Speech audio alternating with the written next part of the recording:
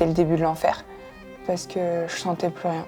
Et je pouvais pas bouger la tête non plus, j'avais juste les yeux qui bougeaient. Puis ensuite, les secours sont arrivés. Il m'a regardé dans les yeux et il m'a dit par contre, tu ne remarcheras probablement plus jamais. Nous avions rencontré Tiffany Huot-Marchand après sa chute en octobre dernier aux Pays-Bas. Elle souffrait d'une fracture au cervical. Excellent, excellent. 10 jours plus tard, elle remarchait déjà, avant d'entamer sa rééducation à Lyon. Celui-là, il fonctionne pas trop.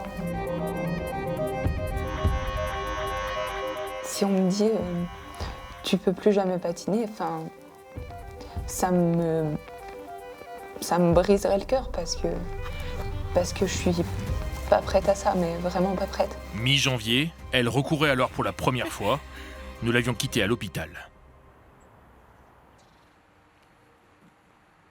Ça passe vite. Ouais, ça passe vite. Merci pour tout. Merci. Merci beaucoup, Jonathan, pour tout, de m'avoir remis sur pied. Bon courage pour la suite. Toi aussi, Gaspard. Après 3 mois et demi en rééducation, Tiffany peut enfin sortir de l'hôpital. Autre chose que des baskets. On va regarder ça. Et elle a reçu une dernière lettre avant de partir. Ça vient des Pays-Bas, du coup. Je pense que ça veut dire rétablis-toi bien. Mais non! Moi, c'est super gentil. Et du coup, ils ont imprimé une photo, justement, avant l'accident. C'est fou, non? Comme un symbole, le jour de la sortie.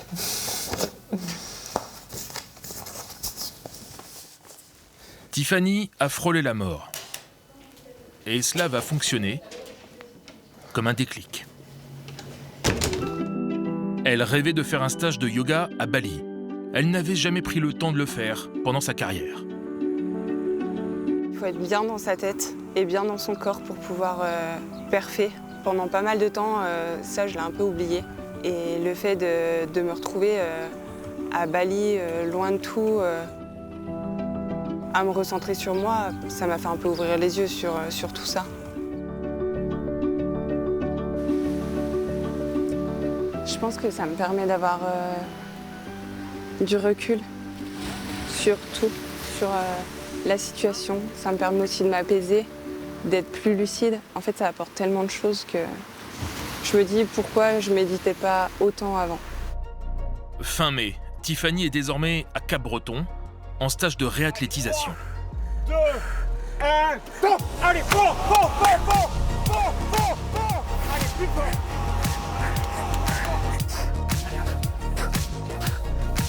Les tests musculaires sont bons. Et elle est désormais entourée d'autres sportifs de haut niveau. C'est la dernière ligne droite, avant un retour sur la glace. Faut souffrir pour atteindre ses rêves.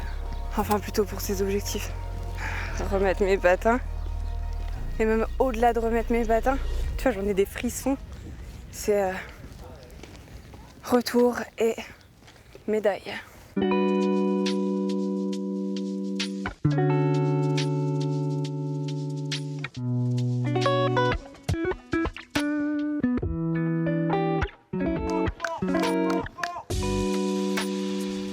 Dix jours plus tard, Tiffany est de retour chez elle à Font-Romeu, là où l'équipe de France s'entraîne.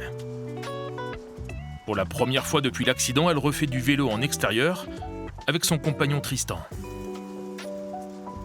La veille, elle a passé des examens. Je suis une vraie petite fusée là.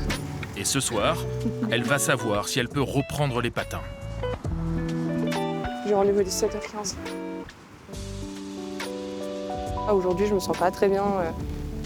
Je sais pas ce qui va ressortir de tout ça et ça me stresse parce que on va peut-être me dire un non définitif. Il faut attendre encore quelques temps et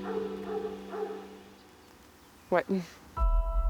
La réunion va durer 45 minutes. Sa moelle épinière est fragilisée. C'est donc un non définitif. À 29 ans, sa carrière s'arrête là.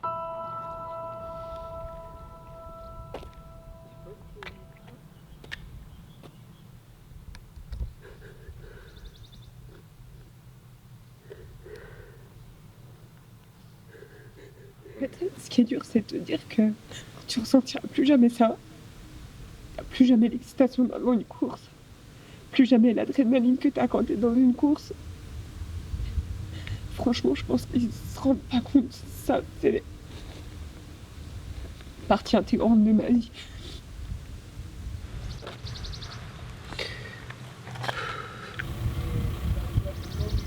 Je trouve que c'est violent. Je trouve que c'est beaucoup trop dur.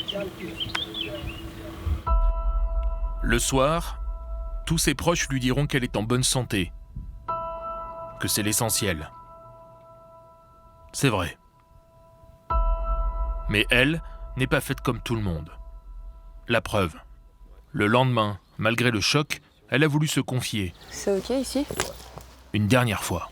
J'ai vraiment l'impression qu'une part de moi est morte, clairement. Ils ont très très peur de ce qui pourrait arriver en cas de chute. Ils partent du principe que ça peut être fatal et aucun médecin ne prendra la décision de signer une licence pour que je puisse faire de nouveau une compétition. Je sais juste que